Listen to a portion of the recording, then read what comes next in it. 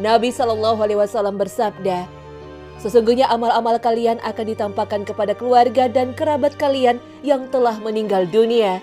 Bila amalan baik, maka mereka bergembira dengannya. Bila sebaliknya, maka mereka berkata, ya Allah, jangan matikan mereka sampai Engkau berikan hidayah pada mereka sebagaimana Engkau telah memberi hidayah kepada kami. Hadis riwayat Ahmad. Bahkan jenazah di alam kubur bisa mendengar dari orang-orang yang masih hidup. Maka jangan mengira orang yang meninggal itu terputus sama sekali dengan dunia. Fakta ini diperkuat oleh hadis Abu Talhah yang diriwayatkan oleh Imam Bukhari. Abu Talhah bercerita bahwasannya Nabi Shallallahu Alaihi Wasallam memerintahkan para sahabat pada perang Badar untuk menguburkan 24 mayat tokoh-tokoh kaum Quraisy. Kemudian mereka pun dilemparkan ke dalam sumur di antara sumur-sumur Badar dalam keadaan sudah membusuk dan bau. Kebiasaan Rasul jika menang dalam sebuah peperangan, beliau biasanya menginap selama 3 hari. Begitu juga di perang Badar. Dan ketika hari ketiga, beliau meminta untuk disiapkan kendaraannya. Lalu beliau mulai berjalan dan diikuti oleh para sahabatnya hingga beliau sampai di pinggir sebuah sumur. Mulailah beliau memanggil nama-nama orang kafir Quraisy yang telah dimasukkan ke sana. Wahai Fulan bin Fulan, wahai Fulan bin Fulan, apakah kamu suka seandainya kamu taat kepada Allah dan Rasul-Nya?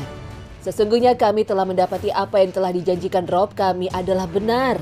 Maka apakah kalian mendapati apa yang dijanjikan Rob kalian adalah benar? Perawi berkata, maka Umar berkata, wahai Rasulullah, mengapa engkau berbicara pada bangkai yang sudah tidak memiliki ruh? Rasulullah menjawab, demi Allah yang jiwa Muhammad berada di tangannya, tidaklah kamu lebih mendengar dari mereka atas apa yang aku katakan. Hadis riwayat Bukhari. Nama-nama orang kafir Quraisy yang telah tewas yang dipanggil Rasulullah Shallallahu Alaihi Wasallam tersebut adalah Abu Jahal bin Hisham, Utbah bin Rabi'ah, dan Syaibah bin Rabi'ah. Ketiganya itu adalah tokoh utama kafir Quraisy yang tewas dalam perang Badar. Bukti lain yang menguatkan bahwa jenazah di dalam kuburan bisa mendengar orang yang masih hidup adalah ketika Rasulullah Shallallahu Alaihi Wasallam mengajarkan kepada umatnya untuk mengucapkan salam ketika masuk ke wilayah kuburan. Pembukaan bacaan salamnya pun persis seperti salam untuk orang yang masih hidup, yaitu Assalamualaikum. Setelah itu dilanjutkan dengan wahai ahli kubur dari kalangan kaum mukminin dan muslimin. Kami insya Allah akan menyusul kalian. Kalian telah mendahului kami dan kami akan mengikuti kalian. Semoga Allah memberikan ampunan untuk kami dan kalian.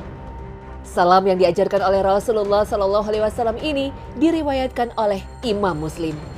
Dalam menjelaskan hadis ini, sebagian ulama bahkan mengatakan dalam mengucapkan salam tak ada perbedaan perlakuan antara orang yang sudah meninggal dan orang yang masih hidup.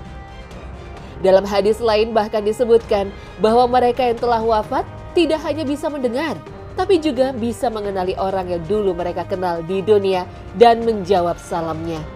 Tidaklah seseorang yang melewati kuburan saudaranya yang dulu dia kenal di dunia, kemudian dia mengucapkan salam kepadanya, kecuali Allah akan mengembalikan ruhnya sehingga dia bisa membalas salam tersebut atasnya. Hadis riwayat Abu Daud. Begitulah kondisi alam barzah yang digambarkan oleh hadis-hadis Nabi Shallallahu Alaihi Wasallam. Mereka hidup, merasa, mendengar, bahkan bisa membalas apa yang diucapkan oleh orang-orang yang masih hidup di dunia. Hanya saja orang-orang yang hidup di dunia tidak menyadarinya. Wallahu a'lam.